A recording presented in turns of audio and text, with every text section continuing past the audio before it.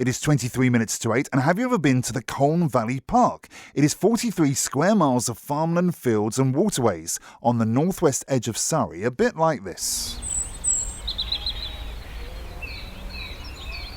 I mean, in fairness, it is next to the M25, so we also need a bit of this. And it's quite near Heathrow Airport as well.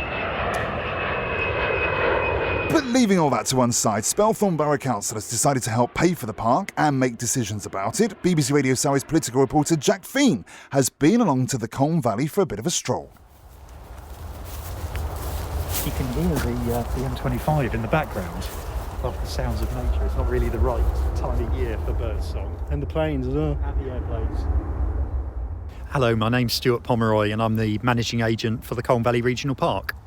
You're on Staines Moor, and in some ways you could say, this has got all the ingredients of the Colne Valley Regional Park in one place. You've got a beautiful, peaceful landscape. We're stood next to the River Colne. You can hear the water rippling away. There's another stream, the Bonehead Ditch, behind us.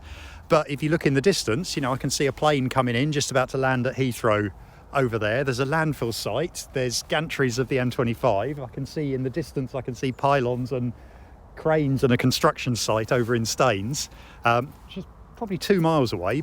It's a fantastic resource for people. There are 3 million people who live within 10 miles of the park. It's the first large taste of countryside to the west of London. The Colne Valley Park has 75 member organisations that range from local authorities to community groups to the National Trust and everything in between. And it's great to welcome Spelthorne Borough Council back into the fold. Actually, their predecessor, Staines Urban District Council, I think it was called, was one of the founding members of the park back in the 1960s. So we're really looking forward to working with Spelthorne to enhance the local landscape. You mentioned the pylons and the fact that the airport is very close by, and we have the M25 as well, not far away. There are threats to this park, aren't there? There are sort of things that can encroach on what is here. It is under huge pressure, and we believe it's possibly the most under pressure bit of countryside in the whole country, sandwiched as it is between potential Heathrow expansion and High Speed 2, plus motorway service areas and other massive development proposals in the Greenbelt. So the future is no means certain, but we are doing a lot of political lobbying of government and our local MPs to raise awareness of this. What's your view on the runway? It hasn't gone away. Heathrow have made no secret that this is still their ambition to expand Heathrow. And don't think of it as Heathrow expansion. Think of it as bolting a new airport the size of Gatwick onto the top of Heathrow. The impact on the countryside will be devastating. That new runway will run over the top of 5 rivers, diverting them into culverts underneath the runway for the best part of 2 kilometres.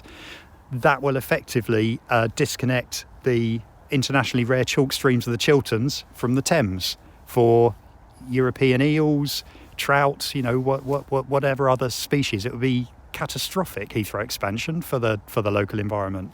The argument in favour of the runway is the economic benefits, the fact that this particular airport is a global hub, but it can't utilise its potential unless it's expanded.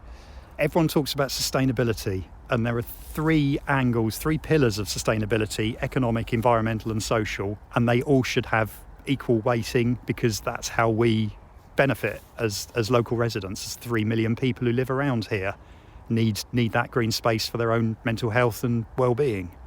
And just in terms of people who want to come here and to use the park, what are some of the ways they can do it? What are the things you would recommend they do to kind of make the most of the park? Well, the easiest thing you can do is just put on a pair of trainers or walking boots if it's muddy, and walk out your front door and explore.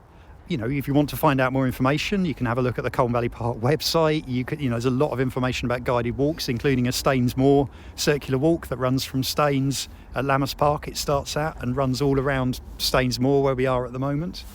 You have to be optimistic. There's a lot to fight for. It's a beautiful place, and we shouldn't just let development needs roll over this. Stewart Pomeroy there from the Colne Valley Regional Park, talking to our political reporter Jack Feen. Do you know what? I've worked here for quite some time, and I think I know Surrey, and then I come across somewhere completely new. I didn't even know the Colne Valley existed.